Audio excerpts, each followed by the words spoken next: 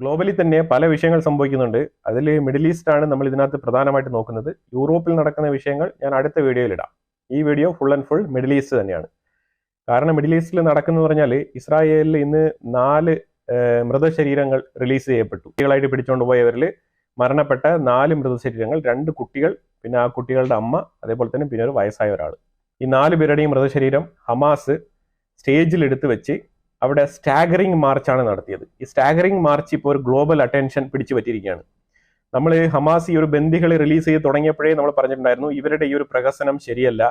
ഇവർ പോകെ അതായത് ഇപ്പം നല്ല രീതിയിൽ ഹെൽത്തി ആയിട്ടിരിക്കുന്ന ബന്ദികളേക്ക് വിട്ടുകൊടുത്തിട്ട് അവസാനം ഇതിങ്ങനെ ഹമാസിന്റെ ചിന്താഗതി എന്ന് പറഞ്ഞാൽ ഇവർ നടത്തുന്നത് എന്തോ വിജയപ്രകടനമാണ്. ഇവർ ഗാസയ്ക്കുള്ളിലെ ജനങ്ങളുടെ ആ ഒരു പ്രീതി പിടിച്ചു പറ്റാൻ വേണ്ടിയിട്ട് അവർ നടത്തുന്ന ചില പ്രകടനങ്ങളും ഇവരുടെ പൊളിറ്റിക്കൽ അജണ്ട മുന്നോട്ട് പോകാനും അതേപോലെ തീവ്രവാദ പ്രവർത്തനം ഒരു തടസ്സങ്ങളില്ലാണ്ട് മുന്നോട്ട് നീക്കിക്കൊണ്ടു പോകാനുള്ള മാർഗങ്ങളായിട്ടാണ് ഇവർ ഈ ഒരു ബന്ദി മോചനത്തിനെ കാണുന്നത്. അതിനെ വെച്ച് മുതലെടുക്കുകയാണ്. ശരിക്കും പറഞ്ഞാൽ ഈ ബന്ദികളെ തന്നെ സ്റ്റേജിൽ കയറ്റി ഇങ്ങനെ കാണിക്കേണ്ട ആവശ്യമില്ല. ഡോക്യുമെന്റ് സൈൻ ചെയ്ത് റെഡ് ക്രോസിന്റെ അടുത്ത് ഹാൻഡ് ഓവർ ചെയ്യുക, കഴിഞ്ഞ അതോട് പരിപാടി. ഇന്നത്തെ ഈ മൃതശരീരങ്ങളും അതുപോലെ തന്നെ ചെയ്യേണ്ട പരിപാടിയാണ്. ഇവരുടെ ബന്ധപ്പെട്ട ആൾക്കാരാ, ഇവരുടെ മതത്തിൽപ്പെട്ട ആൾക്കാരാണോ മരണപ്പെട്ടിരിക്കുന്നത്? ഇവരിങ്ങനെ സ്റ്റാഗറിംഗ് മാർച്ചൊക്കെ നടത്താൻ വേണ്ടിയിട്ട് ഇവര് മൃഗീയമായിട്ടുള്ള രീതിയിലാണ് ഇവരുടെ പെരുമാറ്റവും ഇവരുടെ മാനസികാവസ്ഥയും. എന്ത് കാരണം പറഞ്ഞാലും ഇതിന് ന്യായമാവത്തില്ല. കാരണം October 7 ഇസ്രായേലിന്റെ ഉള്ളിൽ കയറി നരനായാട്ട് നടത്തി പിടിച്ചോണ്ടുപോയ വ്യക്തികളെയാണ് ഈ ഒരു ജീവനറ്റ ശരീരമായിട്ട് ഇവർ തിരിച്ചു കൊടുക്കുന്നത്.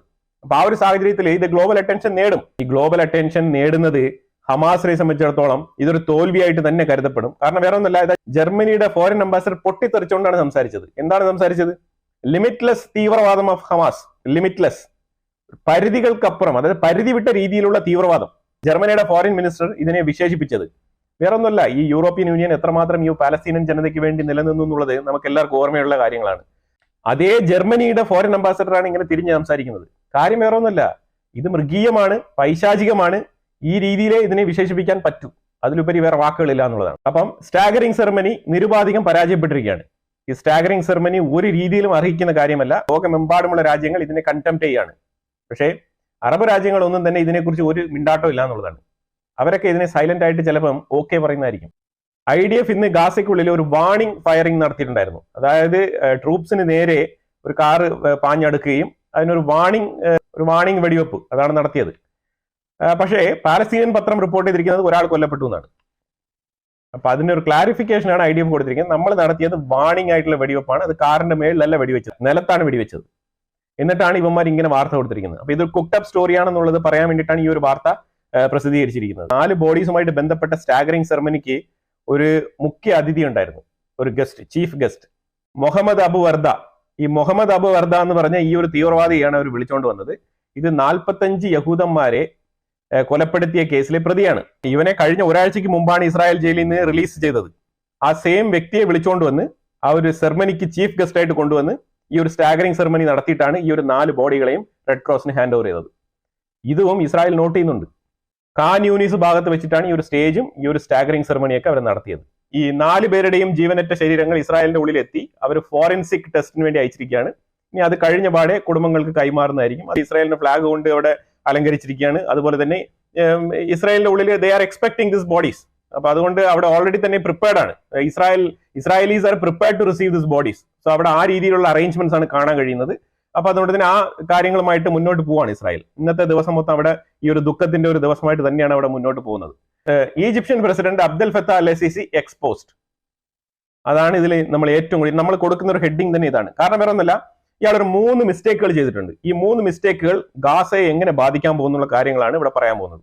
ഇത് വളരെ പെർഫെക്റ്റ് ആയിട്ടുള്ള ഫ്യൂച്ചറിസ്റ്റിക് ആയിട്ടുള്ള ഒരു മാക്സിമം, അതായത് 90% നടക്കാൻ സാധ്യതയുള്ള ഒരു പോസിബിലിറ്റി, അതായത് ഗാസയിലെ ഒരു സീസ് ഫയർ ഡീൽ കഴിഞ്ഞാൽ, ഈ ഒരു ബന്ദികളെ മൊത്തം വിട്ട് കിട്ടിക്കഴിഞ്ഞാൽ നടക്കാൻ പോകുന്ന ഒരു 90% സാധ്യതയുള്ള ഒരു ആക്യുറേറ്റ് ആയിട്ടുള്ള ഒരു അനാലിസിസ് റിപ്പോർട്ടാണ് ഞാൻ ഇവിടെ നിങ്ങൾക്ക് പറയുന്നത്.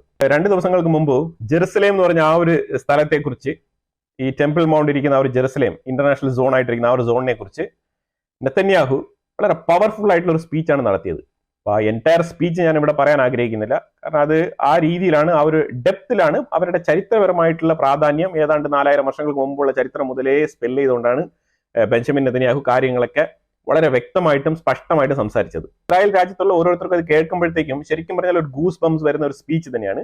നെതന്യാഹു എന്ന് പറഞ്ഞ ഒരു ലീഡർ എന്തുകൊണ്ടാണ് ഈ ഒരു പൊസിഷനിൽ ഇരിക്കുന്നതിനുള്ള ഒരു ക്ലിയർ ഡെഫിനിഷൻ ആണ് അയാളുടെ ഒരു സ്പീച്ചിൽ നിന്ന് മനസ്സിലാക്കാൻ പറ്റിയത്. അത്രമാത്രം ചരിത്ര ബോധവും ആ ഒരു ജനങ്ങളെ നയിക്കുന്നതിന്റെ ആ ഒരു കപ്പാസിറ്റി ഏത് ലെവലിലാണ് അയാൾ കൊണ്ടുപോയിക്കൊണ്ടിരിക്കുന്നതിന്റെ ഒരു തെളിവായിട്ടാണ് ഈ ഒരു സ്പീച്ച് നമുക്ക് എടുത്ത് മനസ്സിലാക്കാൻ പറ്റുക. ഒരു ജൂതൻ അല്ലാത്ത ഒരാൾക്ക് ഈ ഒരു പെർസ്പെക്റ്റീവില് നമുക്ക് കുറെ മലയാളി ഹമാസ് ഉണ്ടല്ലോ, അപ്പൊ അവർക്ക് നമ്മൾ പറയാം, അവരെപ്പോഴും ഈ ഒരു പാലസ്തീനികളുടെ ഒരു സോവറൈൻ ലാൻഡ്, അവരുടെ രാജ്യം പിടിച്ചടക്കി, അവരുടെ രാജ്യം ഇസ്രായേൽ ഒക്കുപ്പൈ ചെയ്ത് വെച്ചിരിക്കുന്നു. ഇതാണല്ലോ ഇവരുടെ കോൺസെപ്റ്റ്. ഈ കോൺസെപ്റ്റിനെ മറികടക്കുന്ന രീതിയിലാണ് ആ ഒരു സ്പീച്ച് ഉണ്ടായിരുന്നത്. അതിലുപരിയായിട്ട് അതിൽ കൂട്ടിച്ചേർക്കാതെ ചില കാര്യങ്ങളും കൂടെ പറഞ്ഞുകൊണ്ട് നമ്മൾ ചരിത്രം പറയേണ്ട എന്ന് പറഞ്ഞു കഴിയുമ്പോഴത്തേക്കും ഇവരൊരു പരിധി വരെ ചരിത്രം തന്നെയാണ് പറഞ്ഞുകൊണ്ടിരിക്കുന്നത്. ഏത് ഈ ഒരു മലയാളി ഹമാസ് ടീമുകൾ അവരൊക്കെ വൈകുന്നേരം അന്തിച്ചർച്ചകളിലൊക്കെ പറയുന്നത് ഇതേ വിഷയങ്ങൾ തന്നെയാണ്. അത് കൂടാതെ യൂട്യൂബ് ചാനലുകളും ചറപറ സംസാരിക്കുന്നുണ്ട് ഇതിനെക്കുറിച്ച്. അപ്പൊ അതുകൊണ്ട് നമ്മൾ ഇത് പറയാതെ പോകുന്നത് അത്ര നല്ലതല്ല. അപ്പൊ അതുകൊണ്ട് തന്നെ നമ്മളും ചെറിയ രീതിയിൽ ഒന്ന് ഓർമ്മിപ്പിച്ചു പോവാം. അതായത് ജെറുസലേമിനെ ഒരിക്കലും ഇസ്രായേലിന് കൊടുക്കാൻ പാടില്ല എന്നുള്ളതിൽ വളരെ വ്യക്തമായിട്ടുള്ള ചില അജണ്ടകളുണ്ട്. ആ അജണ്ടയുടെ ഭാഗമായിട്ടാണ് ഈ ഒരു വിക്കിപീഡിയൊക്കെ അങ്ങനെ തിരുത്തി വെച്ചിരിക്കുന്നത്. കാരണം ജെറുസലേം എന്ന് പറയുന്നത് ഇസ്രായേലിന്റെ ക്യാപിറ്റൽ സിറ്റിയാണ്. അത് അങ്ങനെ തന്നെയാണ് അത് മെൻഷൻ ചെയ്യേണ്ടത്. ഈ റോമൻ ഹിസ്റ്ററി എല്ലാവർക്കും ഓർമ്മയുണ്ടാവും. ഈ റോമൻ ചരിത്രം പലരും പഠിച്ചിട്ടുണ്ടാവും. അപ്പൊ ഈ ക്ലാഡിയേറ്റർ എന്ന് പറഞ്ഞ മൂവിയൊക്കെ പലരും കണ്ടിട്ടുണ്ടാവുമല്ലോ. അപ്പൊ അതുകൊണ്ട് ഈ റോമൻസ് എന്ന് പറയുന്നത് ഒരു മിത്തല്ല, റോമൻസ് എന്ന് പറയുന്നത് ചരിത്രമാണ്. ശരി, എന്തുകൊണ്ടാണ് മിത്തല്ല എന്ന് പറയുന്നുണ്ടെങ്കിൽ അന്ന് റോമൻസിന്റെ ടൈമിൽ ഉൾപ്പെടെയുള്ള പല കാര്യങ്ങളും നമ്മൾ ഇന്ന് ഫോളോ ചെയ്യുന്നുണ്ട്. ഗ്രിഗോറിയൻ കലണ്ടർ നമ്മൾ ഉപയോഗിക്കുന്നുണ്ട്. അതുപോലെ തന്നെ ജൂൺ, ജൂലൈ, ഓഗസ്റ്റ്, സെപ്റ്റംബർ എന്നൊക്കെ മന്ത് നമ്മൾ ഉപയോഗിക്കുന്നുണ്ട്. ഇതിൽ ഒരുപാട് മാസങ്ങളുടെ പേരുകളൊക്കെ ഓരോ മാസത്തിന്റെ പേരിനും ഒരു റീസൺ ഉണ്ട്. ഒരു 2 എക്സാമ്പിൾ ഞാൻ പറയാം. റോമൻ ചക്രവർത്തി ആയിട്ടുള്ള ജൂലിയസ് സീസറിന്റെ പേരിനെ ഓർമ്മിപ്പിക്കാനാണ് ജൂലൈ എന്ന് പറഞ്ഞൊരു മാസം ഇപ്പോഴും നമ്മൾ ജൂലൈ എന്ന് ഉപയോഗിച്ചുകൊണ്ടിരിക്കുന്നത്. നിങ്ങൾ അറിയാതെ തന്നെ ജൂലിയസ് സീസറിനെ നിങ്ങൾ ഓർത്തുകൊണ്ടിരിക്കുകയാണ്. ഈ റോമാക്കാർ ചെയ്തു വെച്ചിരിക്കുന്ന പണിയാണിത്.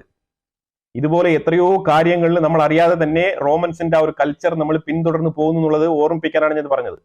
അതുപോലെ ഓഗസ്റ്റ്, നമ്മൾ പറഞ്ഞുകൊണ്ടിരിക്കുന്ന അഗസ്ത സീസർ എന്ന് പറഞ്ഞ ആ ചക്രവർത്തിയുടെ ഓർമ്മയുടെ ഭാഗമായിട്ടാണ് നമ്മൾ ഇപ്പോഴും മന്ത് ഓഫ് ഓഗസ്റ്റ് പറഞ്ഞുകൊണ്ടിരിക്കുന്നത്. നമ്മൾ അറിയാതെ തന്നെ നമ്മൾ പറഞ്ഞുകൊണ്ടിരിക്കുകയാണ് ഓഗസ്റ്റ്. എല്ലാ വർഷവും പറയും. ഇതൊക്കെ റോമൻസ് ചരിത്രത്തിൽ ചെയ്തു വെച്ചിരിക്കുന്ന ചില ഇടപെടലുകളാണ്. ആ ഇടപെടലുകളൊന്നും നിങ്ങൾ വിചാരിച്ചാൽ പോലും ഈ ഒരു ചരിത്രം നിങ്ങൾക്ക് എടുത്തു മാറ്റാൻ കഴിയില്ല. ആ രീതിയിലാണ് റോമൻ ചരിത്രം ഈ മനുഷ്യരുടെ ഇന്നത്തെ ഒരു മോഡേൺ ഹ്യൂമൻസിന്റെ ചരിത്രത്തിൽ ഇങ്ങനെ പിന്നിപ്പിണഞ്ഞു കിടക്കുന്നതായിട്ട് നമുക്ക് കാണാൻ കഴിയും പല രീതിയിലും. മുഷിരീസ് പട്ടണം, ഇതൊക്കെ ചരിത്രത്തിൽ ഇച്ചിരി വായിച്ച് അറിവുള്ള ആൾക്കാർക്ക് മനസ്സിലാവും. ഇത് വേറെ എവിടെയല്ല, കേരളത്തിൽ തന്നെയാണ്. കൊടുങ്ങല്ലൂർ ഭാഗത്ത് ഇരിക്കുന്നതാണ് ഈ ഒരു പട്ടണം എന്ന് പറഞ്ഞ ആ ഒരു സ്ഥലം.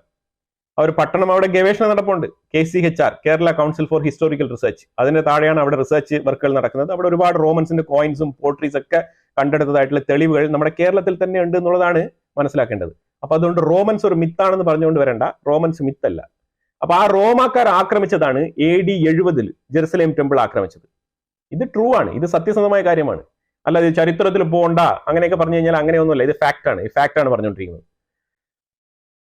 അപ്പൊ റോമൻസ് AD 70 തകർത്ത് കളഞ്ഞ ജെറുസലേം ടെമ്പിൾ, അപ്പൊ പിന്നെ അവിടെ ഏറ്റവും കൂടുതൽ ജൂയിഷിന് തന്നെയല്ലേ ഇവിടെ പാരമ്പര്യമുള്ളത്.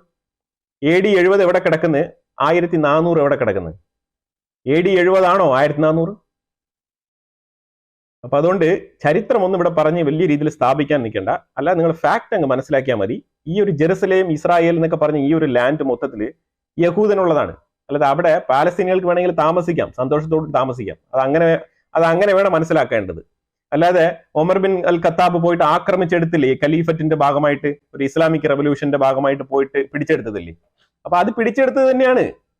അപ്പൊ ആ പിടിച്ചെടുപ്പ് നിങ്ങൾ പിടിച്ചെടുത്തതാണെന്നുള്ളത് ആദ്യം അംഗീകരിക്കാൻ. ഈ ജെറുസലേമും ഈ പറയുന്ന ജൂദയ, സമാരിയ എന്ന് പറയുന്ന ഈ ഒരു ജൂത സ്ഥലങ്ങളാണ് ഇപ്പോൾ ഞാൻ ഓർമ്മിപ്പിക്കുന്നത്. Palestine state, free Palestine, river to sea, ഇങ്ങനെയൊക്കെ പറഞ്ഞു നടക്കാനേ പറ്റുള്ളൂ. അപ്പോൾ ചരിത്രബോധം ആദ്യം ഉണ്ടാവേണ്ടതാണ്.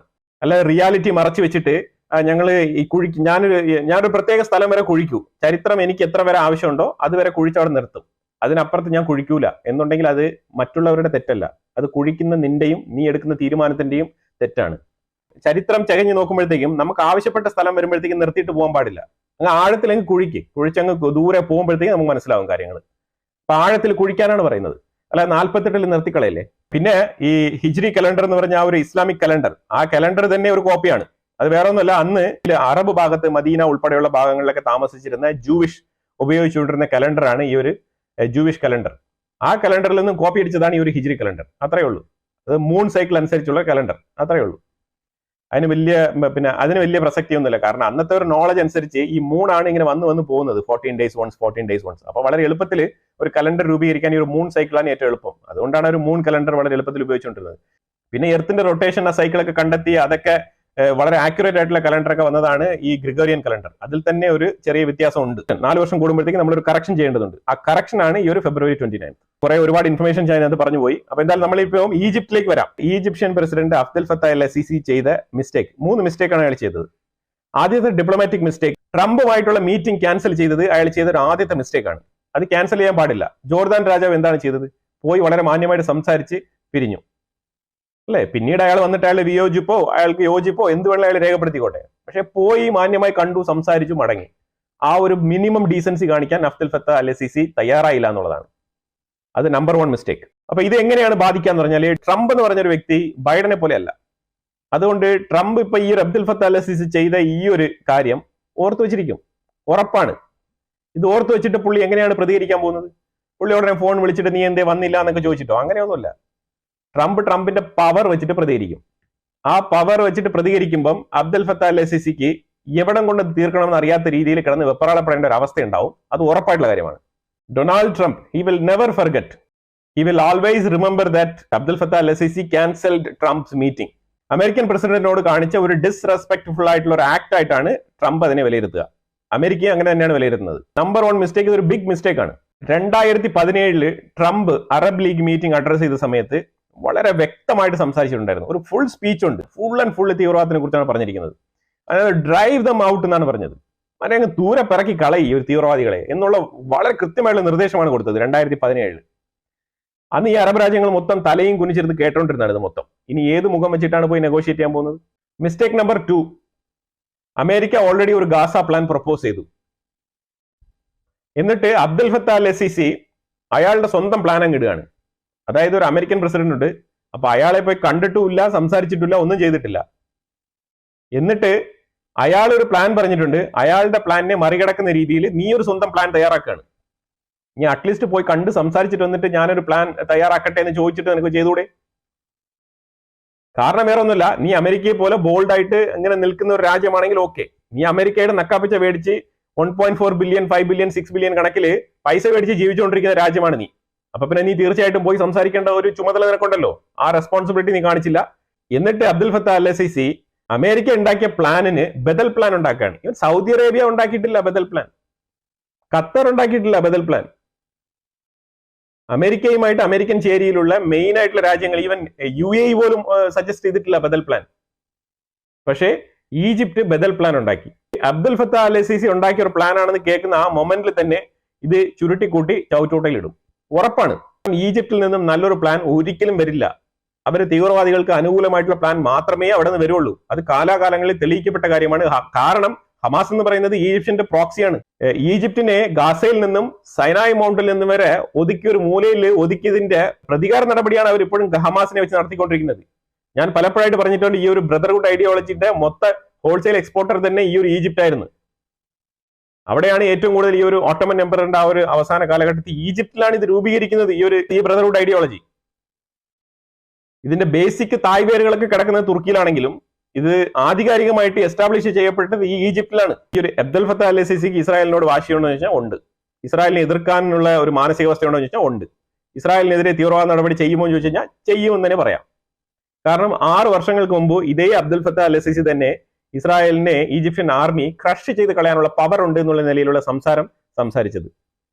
ആ വിഷയം ഇന്ന് മീഡിയകളിൽ വളരെ ഫേമസ് ആയിട്ട് എടുത്ത് അവർ പബ്ലിഷ് ചെയ്യുന്നുണ്ട്. ഇന്ന് മീഡിയകൾ റിപ്പീറ്റഡ് ആയിട്ട് 6 വർഷത്തിന് മുമ്പ് സിസി പറഞ്ഞ ഒരു വാക്യം എടുത്തെടുത്ത് വീണ്ടും റിപ്പീറ്റഡ് ആയിട്ട് പ്ലേ ചെയ്യുന്നുണ്ട് ഈജിപ്തിന്റെ ഉള്ളിൽ, അറബ് മീഡിയാസിൽ.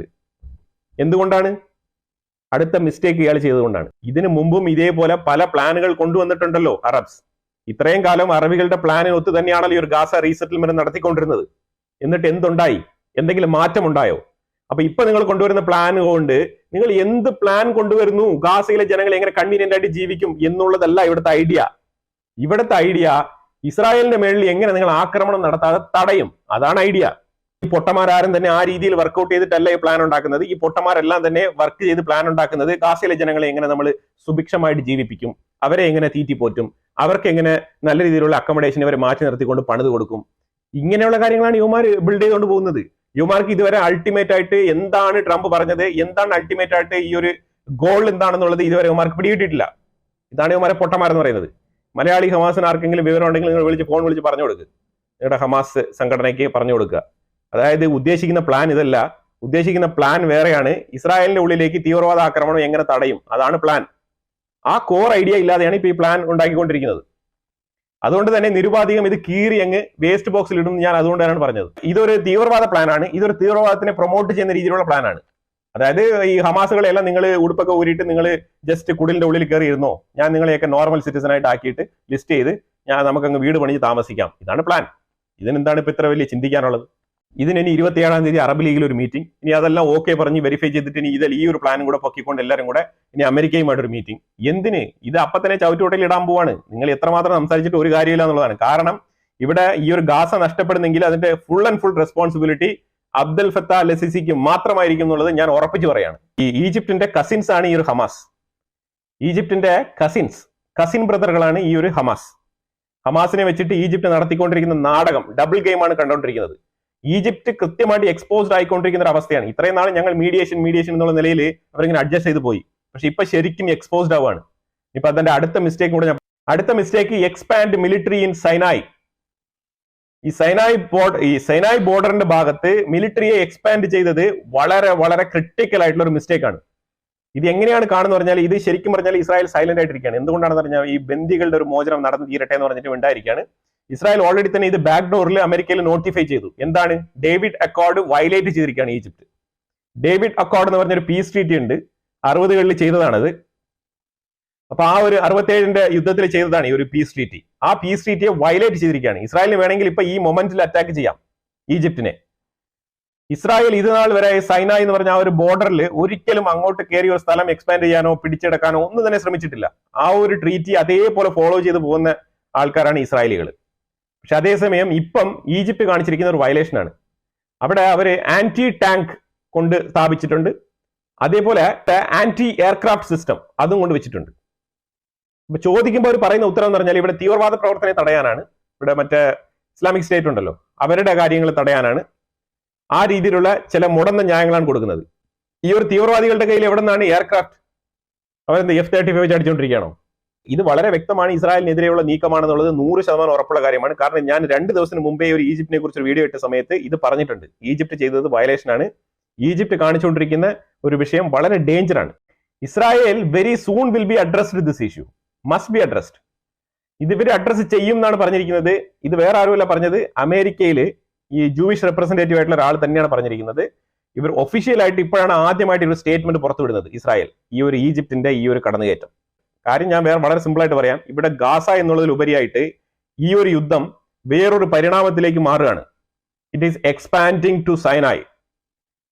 ഇപ്പൊ ഇത് ഈ രീതിയിൽ പോവുകയാണെന്നുണ്ടെങ്കിൽ ഈ ഒരു ബന്ദികളെ ഒന്ന് വിട്ടുകിട്ടിക്കഴിഞ്ഞാൽ പിന്നെ ജീവനോടെയുള്ള ബന്ദികൾ ഹമാസിന്റെ സൈഡിൽ ഇല്ല എന്ന് അറിഞ്ഞു കഴിയുമ്പോഴത്തേക്കും ഇസ്രായേൽ ചെയ്യാൻ പോകുന്ന കാര്യം, അവർ ട്രൂപ്പിനെ സൈനായിൽ ഇറക്കും. സൈനായിൽ ഇറക്കി കഴിഞ്ഞാൽ ഗാസയൊക്കെ പിന്നെ ഇങ്ങനെ ചെറുതാകുകയാണ്, കടുകുമണി പോലെ. ഈ സൈനായില് ഈജിപ്തിനെ തൂത്ത് പിറക്കി കളഞ്ഞിട്ട് ഇസ്രായേൽ കുറച്ചുകൂടെ അവരുടെ ആ ഒരു സൈനായ് സൈഡിലുള്ള ഒരു ഭാഗം എക്സ്പാൻഡ് ചെയ്യും. സൈനായ് മൗണ്ടൻ ഉൾപ്പെടെയുള്ള ഭാഗം ഇസ്രായേലിന്റെ കൂടെ കൂട്ടിച്ചേർക്കപ്പെടും. അതിന് വഴിയൊരുക്കുകയാണ് ചെയ്യുന്നത് ഇപ്പൊ ഈ അബ്ദൽ ഫത്താ അൽ സിസി. അതായത് ഒരു മണ്ടനായ ഒരു ലീഡർ ഉണ്ടെങ്കിൽ എന്ത് സംഭവിക്കും എന്നുള്ളതിന്റെ ഉത്തമ ഉദാഹരണമായിട്ട് മാറിക്കൊണ്ടിരിക്കുകയാണ് അബ്ദൽ ഫത്താ അൽ സിസി. ഇസ്രായേലിനെ കൊണ്ട് പറയാണ്, മാടി വിളിക്കുകയാണ്, വരൂ സീനായും കൂടെ ആക്രമിച്ച് അതും കൂടെ എടുത്തോ എന്നാണ് പറയുന്ന രീതിയിലുള്ള ഒരു ഇൻഡയറക്റ്റ് മെസ്സേജ് ആണ് ഇപ്പൊ അബ്ദൽ ഫത്താ അൽ സിസി ഇപ്പൊ കൊടുത്തുകൊണ്ടിരിക്കുന്നത്. ഡേവിഡ് അക്കോർഡ് എന്ന് പറഞ്ഞ ഇസ്രായേലുമായിട്ടുള്ള പീസ് ട്രീറ്റി ഈജിപ്ത് വയലേറ്റ് ചെയ്തിരിക്കുകയാണ് എന്നുള്ള നിലയിലുള്ള സ്റ്റേറ്റ്മെന്റ് അമേരിക്കയെ ധരിപ്പിക്കും. അമേരിക്കയെ ധരിപ്പിച്ചു കഴിഞ്ഞാൽ ഈജിപ്തിലേക്ക് വരുന്ന എയ്ഡ് ഇല്ലേ, 1.4 ബില്യൺ എയ്ഡ്, ആ ഒരു എയ്ഡ് റദ്ദാക്കും. ഇസ്രായേലിന്റെ ഉള്ളിൽ ബിഗർ പിക്ചറിലാണ് കാര്യങ്ങൾ ഇപ്പൊ ലേ ഔട്ട് ചെയ്ത് മുന്നോട്ട് പൊയ്ക്കൊണ്ടിരിക്കുന്നത്. ഇത് തീർച്ചയായിട്ടും നടക്കാൻ പോകുന്ന വിഷയങ്ങളാണ്. ഏത് രീതിയിൽ നോക്കിയാലും ഈജിപ്തിൻ ട്രബിൾ. ട്രംപിന്റെ ഗാസ പ്ലാനിനെ കൊലാപ്സ് ചെയ്യാൻ ശ്രമിക്കുന്നത് നമ്പർ 1. 2 എയ്ഡ് കട്ടാവും. 3 അയാളുടെ പദവിയും പോകുന്നുള്ളതാണ്. ഒരു കാര്യം ആലോചിച്ച് നോക്കൂ, ഹമാസ് ഒരു സംഘടന, അത് ഗാസയ്ക്കുള്ളിൽ നിന്നും ഇസ്രായേലിനെതിരെ പ്രവർത്തിക്കുന്നു.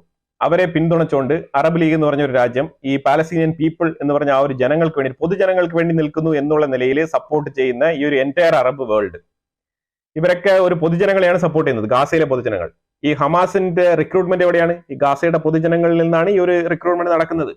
അപ്പൊ ഇൻഡയറക്ട്ലി ഈ അറബ് ലീഗ് എന്ന് പറയുന്ന ഈ ഒരു എൻറ്റയർ സംവിധാനം ഈ ഒരു പാലസ്തീനികളെ സപ്പോർട്ട് ചെയ്യുന്നതിലൂടെ ഈ പാലസ്തീനികളുടെ റീബിൽഡ് ഗാസ, അവരെ അങ്ങ് പുനരധിവസിപ്പിക്കണം എന്നൊക്കെ പറയുന്ന ആ ഒരു പ്രക്രിയയിലൂടെ അവർ തീവ്രവാദികളെ വീണ്ടും വീണ്ടും പ്രോത്സാഹിപ്പിച്ചുകൊണ്ടിരിക്കുന്ന ഒരു പ്രവൃത്തിയാണ് ഇവർ ചെയ്തുകൊണ്ടിരിക്കുന്നത്. പക്ഷെ ഇത് ഓപ്പൺ ആയിട്ട് ഒരു അംഗീകരിക്കുന്നില്ല. പക്ഷെ ഇത് ആരെങ്കിലും ഒരാൾ ചൂണ്ടിക്കാണിക്കണം. അത് മിക്കവാറും ഇത്തവണ ട്രംപ് ചൂണ്ടിക്കാണിക്കും എന്നാണ് മനസ്സിലാക്കാൻ പറ്റുന്നത്. ഇത് കൂടാതെ ഇവരെ സപ്പോർട്ട് ചെയ്യുന്ന ആൾക്കാരെ നോക്കും. ഇറാൻ ഒരു സൈഡിൽ നിന്ന് ഹമാസിനെ പിന്തുണയ്ക്കുന്നുണ്ട്, ഹെസ്ബുള്ള ഹമാസിനെ പിന്തുണയ്ക്കുന്നുണ്ട്. ഇനി അത് കൂടാതെ തന്നെ നിങ്ങൾ ആലോചിച്ച് നോക്കൂ, ഈ സിറിയയിൽ ഭരണം പിടിച്ചെടുത്ത ഈ ഒരു HTS, അവിടെ അവർ പിടിച്ചെടുത്ത് ആ പിറ്റേ ദിവസം തന്നെ അവൻ പറഞ്ഞ എന്താണ്, we are coming to Jerusalem എന്നാണ്. അപ്പൊ അങ്ങനെ കുറെ ആൾക്കാർ ഇവരെ പിന്തുണയ്ക്കുന്നുണ്ട്. മറ്റേ പാലസ്തീനിയൻ അതോറിറ്റി എന്ന് പറഞ്ഞുകൊണ്ട് വെസ്റ്റ് ബാങ്കിന്റെ ഭാഗത്ത് അവിടെ ഒരു ടീം ഇരിപ്പുണ്ട്. അപ്പൊ ഇതുപോലെ സ്പെഷ്യൽ ആയിട്ട് പല രീതിയിലുള്ള ആൾക്കാരെ വെച്ചുകൊണ്ടാണ്, അതുകൂടാതെ ഈജിപ്ത്, ഖത്താർ, ഇതെല്ലാം പല രീതിയിലുള്ള സഹകരണങ്ങൾ ഇവിടെ വരുന്നുണ്ടെന്നാണ്. ഫണ്ട് ഉൾപ്പെടെയുള്ള കാര്യങ്ങൾ സഹകരിച്ച് ഈ ഒരു ഗാസയെ നിലനിർത്തി കൊണ്ടുപോകണം. ഹമാസ് എന്ന് പറഞ്ഞ ഒരു തീവ്രവാദ സംഘടനയെ താലോലിച്ച് വളർത്തണം. എന്നിട്ട് അവിടെ നിന്ന് നിരന്തരം ഇസ്രായേലിനെതിരെ റോക്കറ്റുകൾ വിട്ടുപോകൊണ്ടിരിക്കണം എന്നുള്ള ഒരു നിർബന്ധ സ്വഭാവം പേറി നടക്കുന്ന ഒരു സൊസൈറ്റി ആയിട്ട് മാറിയിരിക്കുകയാണ് ഇപ്പൊ ഈ ഒരു മിഡിൽ ഈസ്റ്റ്. പറഞ്ഞാൽ ട്രംപ് പ്രപ്പോസ് ചെയ്ത പ്ലാന് പീസ് പ്ലാൻ ആണ്. അവിടുന്ന് മാറി താമസിച്ച സമാധാനത്തിൽ ജീവിക്കാം ജനങ്ങൾക്ക്. അതാണല്ലോ ജനങ്ങൾക്ക് സ്യൂട്ടബിൾ ആയിട്ടുള്ള ഒരു പ്ലാൻ. അല്ലാതെ എന്റെ സൊവറൈൻ ലാൻഡ് ഞാൻ നിന്റെ സൊവറൈൻ ലാൻഡിൽ നീ താമസിച്ചാൽ നിരന്തരം പ്രശ്നങ്ങളാണ്, അവിടെ അടിയാണ്, വഴക്കാണ്, നീ മരിക്കാൻ പോവാണ്. അപ്പൊ ആ ഒരു സാഹചര്യത്തിൽ എന്ത് ചെയ്യും? എത്ര വർഷം താമസിച്ച സ്ഥലമാണെങ്കിലും ആൾക്കാർ വിട്ടിട്ട് പോകൂലേ? നമ്മളാണെങ്കിൽ നമുക്ക് നിരന്തരം ഒരു സ്ഥലത്ത് നമുക്ക് നിരന്തരം അയൽവാസിയുമായിട്ട് തർക്കം, അടി, വഴക്ക്, നമ്മളുടെ വേലി അങ്ങോട്ടും ഇങ്ങോട്ടും മാറ്റി വെക്കുക, നമ്മുടെ മക്കളുടെ ജീവനൊക്കെ നഷ്ടപ്പെടുത്തിക്കൊണ്ട് നമ്മുടെ സ്ഥലത്തിന് വേണ്ടി മത്സരിച്ച് നിൽക്കുമോ? ബുദ്ധിയുള്ളവൻ ആ സ്ഥലം നല്ല വിലയ്ക്ക് വിറ്റിട്ട് വേറെ എവിടെയെങ്കിലും പോയി മേടിച്ച് സമാധാനമായിട്ട് ജീവിക്കും. 24 മണിക്കൂറും തീവ്രവാദ പ്രവർത്തനം നടക്കുന്ന ഒരു മനസമാധാനം ഇല്ലാത്ത സ്ഥലത്ത് ജീവിക്കേണ്ട അവസ്ഥ. എവറി 10 years 15 years ഇങ്ങനെ ഒരു ബംബാർഡ്മെന്റും ഇങ്ങനെ റീകൺസ്ട്രക്ഷൻസിനും റീബിൽഡിങ്ങും ഇങ്ങനെ തീവ്രവാദ പ്രവർത്തനം ഇങ്ങനെയൊക്കെ വേണോ? ഇതാണോ നിങ്ങൾ പീസ്ഫുൾ ആയിട്ടുള്ള ജീവിതം എന്ന് പറഞ്ഞ് വീണ്ടും അവിടെ തന്നെ ആൾക്കാരെ കുത്തി നിറയ്ക്കാൻ ശ്രമിക്കുന്നത്? ഡേ ടു ഡേ അന്നന്ന് സംഭവിക്കുന്ന വിഷയങ്ങളെ കുറിച്ചുള്ള ഡേ ടു ഡേ വാർത്തകൾ വന്നുകൊണ്ടിരിക്കും. അതല്ല ഇത് ശരിക്കും പറഞ്ഞാൽ ഒരു ലോങ് ടേം പ്ലാൻ. ഇസ്രായേലുമായിട്ട് ബന്ധപ്പെട്ട എങ്ങനെ ഈ ഒരു സൈനായ് മൗണ്ടൻ ഏരിയ, ആ ഒരു ഏരിയ ഇസ്രായേൽ ക്യാപ്ചർ ചെയ്യാൻ പോകുന്നതിന്റെ ഒരു പ്ലാൻ ആണ് ഇവിടെ ഞാൻ പറഞ്ഞത്. ഈ ഒരു പ്ലാൻ ഇസ്രായേലിന്റെ അണിയറയിൽ ഒരുങ്ങുന്നുണ്ട്. അത് അവർ ഇപ്പൊ എക്സിക്യൂട്ട് ചെയ്യുമോ ഇല്ലയോ എന്നുള്ളത് മാത്രം നമ്മൾ ചിന്തിച്ചാൽ മതി. അത് ശരിക്കും പറഞ്ഞാൽ ഇപ്പൊ ട്രംപ് ഇരിക്കുന്ന ഒരു കാലഘട്ടത്തിന് അത് എക്സിക്യൂട്ട് ചെയ്യാനുള്ള 90% സാധ്യതയാണ് ഈ ഒരു റിപ്പോർട്ട് ശരിവെക്കുന്നത്. അപ്പൊ എന്തായാലും ഇതിനെക്കുറിച്ച് അഭിപ്രായങ്ങൾ കമന്റ് ബോക്സിൽ രേഖപ്പെടുത്തുക. വീഡിയോ ഇഷ്ടപ്പെട്ട് ലൈക്ക് ചെയ്യുക, ഷെയർ ചെയ്യുക. അതുപോലെ തന്നെ നിങ്ങൾ ആദ്യമായിട്ട് ചാനൽ കാണുന്നുണ്ടെങ്കിൽ മറക്കാതെ സബ്സ്ക്രൈബ് ചെയ്യുക. വീണ്ടും അടുത്തൊരു വിഷയമായിട്ട് വരാം. Thank you so much.